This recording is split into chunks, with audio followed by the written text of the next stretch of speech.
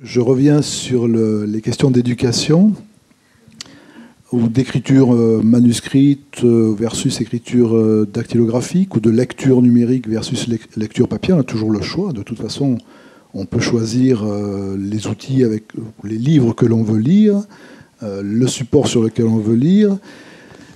Pour l'écriture, on peut choisir, dans la mesure où on est capable d'écrire à la main et d'écrire au clavier, on peut choisir le support, la façon d'écrire. Si on systématise l'apprentissage de l'écriture dactylographique à l'école, par exemple, le problème, c'est qu'on va perdre la possibilité de choisir dans la mesure où on ne saura plus écrire à la main, par exemple.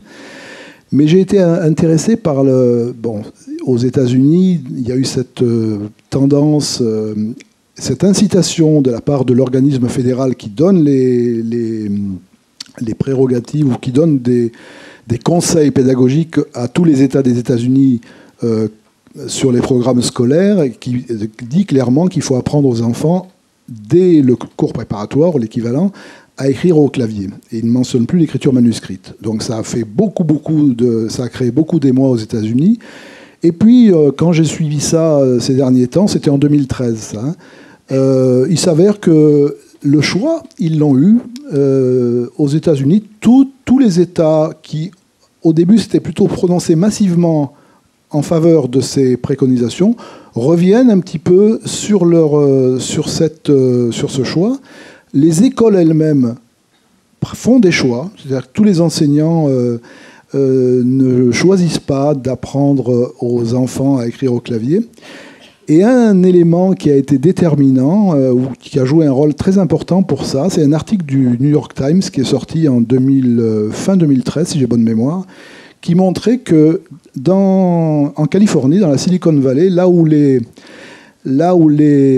sont scolarisés les enfants d'une grande partie des cadres supérieurs des grandes entreprises du numérique, eh bien dans ces écoles, qui sont des écoles assez huppées et très chères au passage, il y avait des choix qui étaient faits assez paradoxaux parfois, qui étaient pas d'écran, pas d'informatique, pas de numérique pour les apprentissages.